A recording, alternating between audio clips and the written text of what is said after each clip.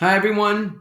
My name is Craig Shapiro. I am so excited to be here today to be speaking about a topic that I love. It's just a great topic for, especially now with COVID-19, and that's motivation. Let's do this. I want to thank Brainstorm 2020 for giving me the opportunity to speak, and more specifically, a good friend of mine who I connected with on Twitter, Pat Hauserman. He's a great guy. I really recommend that you connect with him. And also, I'd love for you to connect with me as well. I've put my email address, Twitter, Facebook, LinkedIn, and Instagram. I am personally a huge fan of Twitter, so I hope you connect. So what I'm going to do is I'll just run through the presentation. You'll get a copy of this. I hope you'll look at it again at some point. There's an introduction video. The kindness piece right here, that's something that I put on Twitter a lot. So I hope you get something out of this. Let's go. Okay, so first thing is we have to realize that motivation is going to be lacking for students, families, and educators. It just is. I don't care how positive you are, motivation is going to be tough in times like these for many, many reasons. Okay, so for students, it's simple. They're totally taken out of their norm. Even though I always laugh about this, even though kids might say, oh my God, I don't like going to school. I can't tell you the number of kids that have said, wow, I really didn't realize how much I miss being at school. So that's a great thing for you if you're a teacher, because kids really do miss being at school. This has forced students to do so many things that they haven't had to do. I mean, even though we think that they're really good at technology, it's not this kind of technology. It's totally thrown away their learning curve, how they learn and communicate. For families, it's simple. I have two kids. I have a daughter who's a freshman in college. She's home. And I have a son who's a junior in high school. He actually goes to my school and he's home. It's incredibly challenging. They're getting up at super late hours, and their motivation is causing our family's motivation to drop. And that's just touching that. There is financial responsibilities, loss of jobs, children being at home, and lots of variables that are just making it hard for families to be motivated themselves. And then lastly, it's about educators. Look, I'm a teacher. I've been a teacher for 30 years. I love being at school. I mean that. I really do. And I'm sure that you feel the same way. But right now, we are being asked to teach in a completely different way. Even if you did technology before, you're not doing it like this. Everything we do now is emails and learning management systems and Google Meets and Zoom calls. It's brand new. That is a surefire recipe for causing a lack of motivation. And that's just the tip of the iceberg. There's so many other things that go on. Assessing students, if you're a structured teacher, this isn't the best thing. So there's a lot of reasons. Okay, so now we're going to just kind of look at the challenges we all face. Okay, number one for students, and just looking at the list I have, I don't want to cover everything in detail. You can see it, but family support. A lot of kids don't understand their work. The directions they're given can be really hard. I think about how many times kids will say to me, Shap, I don't understand the directions, even though I thought the directions were very clear, but I guess they didn't. The lack of flexibility, and I'll talk about that later. But what I mean by that is we've got to be flexible with kids. We can't be such a stickler on things. Language barriers. If you have second English language learners and kids that don't grasp the language, it's going to be so hard because now you can't see them face to face. We already talked about motivation in general. Kids are home. Maybe they're not motivated. If they weren't motivated before, it's going to be hard to be motivated now. The busy work. Sometimes kids will feel like, why am I doing this? It's a total waste. Technology knowledge, I mentioned, and just being at home. For educators, the lack of structure, and I covered that, is going to be challenging. I know plenty of teachers that have certain things they do all the time, over and over, and they're comfortable with it. It's hard to be like that now. They've probably tried so many different techniques to get that structure. I know I have, and I'm still trying to do that. The issues of assessment. just being honest, I know my school is right now complete or incomplete. There aren't grades. That's extremely challenging for educators because we're so used to grades. And I won't get into the whole grading thing. I'm not a huge fan, but we're really seeing the challenge with that. And admin support, communicating with families can be hard.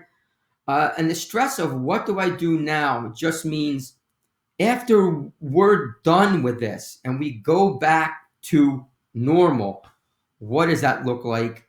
There are huge variables in learning for all kids, and even now more than ever. And then just the technology implementation. Again, if you were somebody who didn't use a lot of technology, whew, you are really, really going through some tough times and lacking motivation.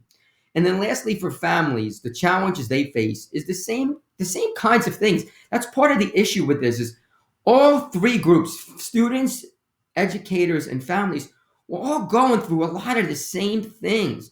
This knowledge of technology, many parents don't have any idea how to use the technology that their kids are being asked to use. The job and financial responsibilities. You're hearing about it all the time. I don't need to rehash the economy piece, but that's a big puzzle. Computer access. I'm lucky. My kids are lucky. We each have our own device. There are so many families that don't. I just had a conversation with a mother who told me that her and her husband are essential workers in the medical field. And her daughter, who I teach, cannot get access to a computer until 4 o'clock in the afternoon. That means, what is she doing until 4 o'clock? I mean, think about the pressure that puts on the kid and the family. If you're a graduating senior, I teach a lot of seniors, I feel so bad for them. That's a huge stressor and it causes a lack of motivation. The sleep habits, that's a big one. I know my kids are getting up super late and it's challenging for me not to get upset, but I'm trying hard. I'm trying hard.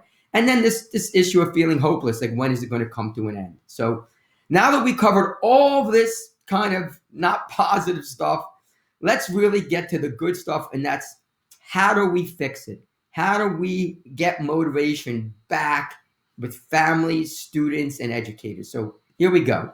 For students, the first thing is we want to be positive. Okay, that should be in the classroom and anywhere, but we really need to be positive now, especially when it's easier not to be. The flexibility piece. It's easy to have deadlines. It's easy to have due dates.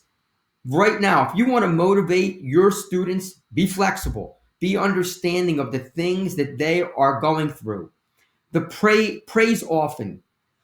If you have 4 assignments and 3 of them don't get done, but 1 does get done, I know it's hard to give kudos to the 1 assignment when 3 are still missing. Do it. You'll be happy you did. We need to make sure that we are praising students for the good work they do and make sure that it's more than just a, hey, good job.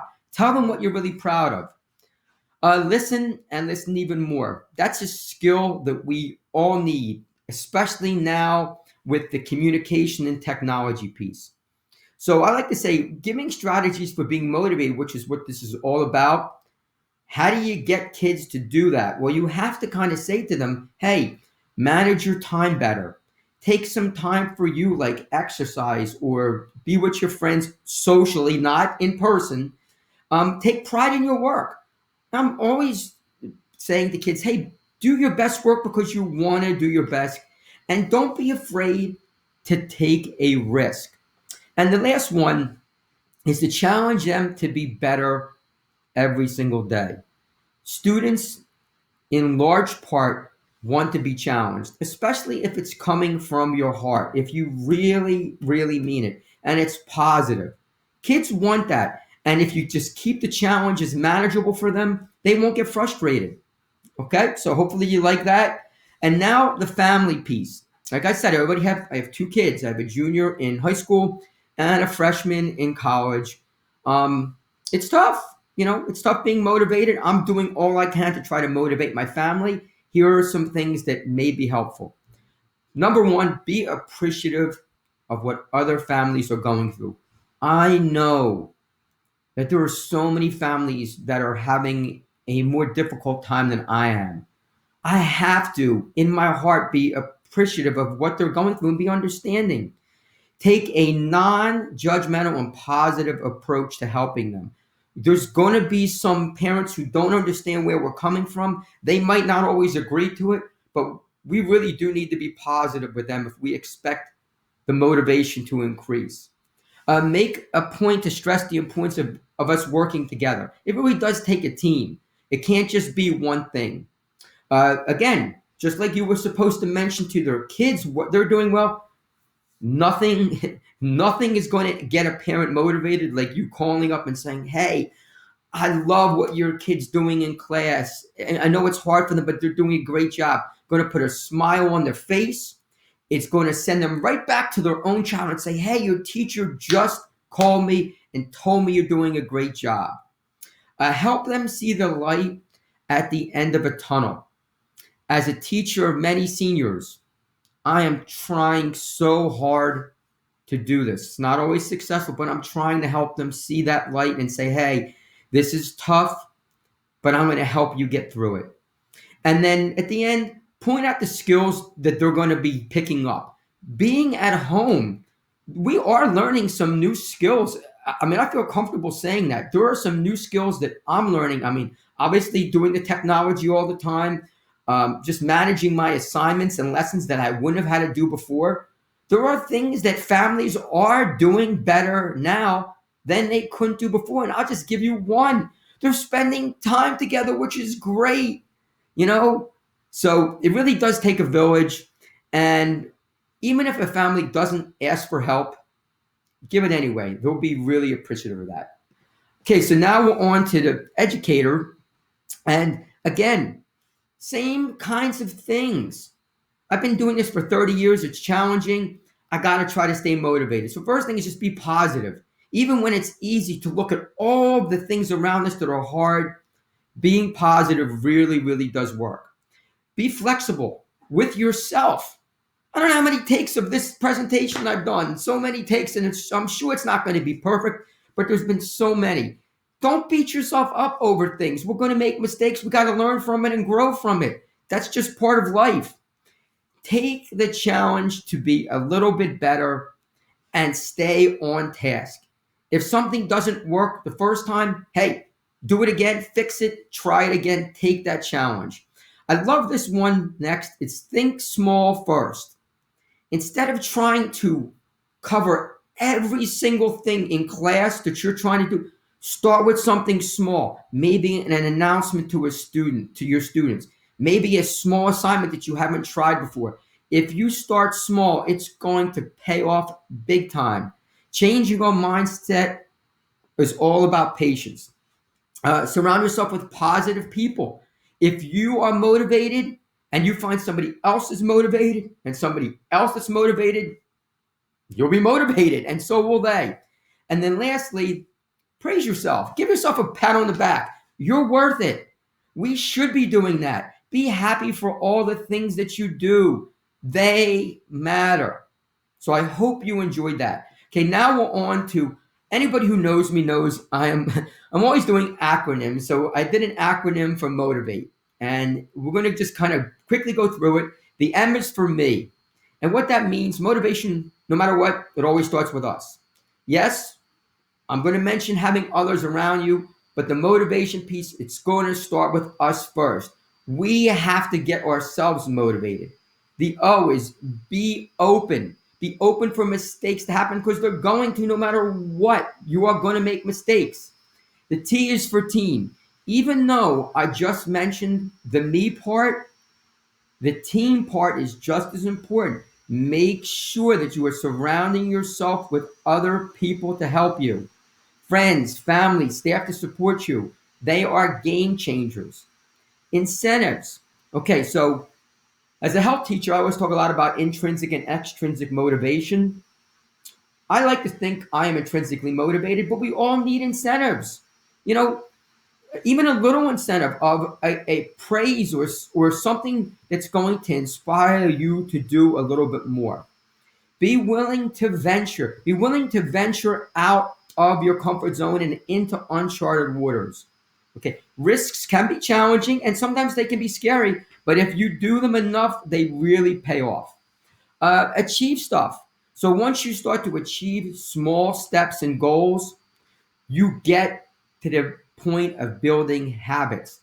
You'll see when I talk about exercise, that's probably the biggest thing. If you start out small and you have that little achievement, it leads to bigger achievements. And before you know it, you have developed a habit of being positive, working hard, inspiring others, all these great things. So when it says take it, that means take a challenge. Whatever you plan on doing to get motivated, take the challenge. It'll pay off. Okay. And lastly, be excited. I mean that. Get excited about being motivated. Get excited about helping others. If you do that, it's going to have long lasting change and improve your positivity. Everybody, I'm wrapping up. A huge thank you. I hope you enjoyed the presentation. More importantly, I hope that you were able to pick up one tip. Maybe it inspired you. Maybe it made you smile. Maybe you could pass something on to your students and their families, and even to others that you know. Remember, building a motivated mindset, it starts with you. I have a short closing video. Hopefully, you'll check it out. Have a wonderful day. Stay safe. Stay happy. Get motivated. Let's connect. Thank you so much.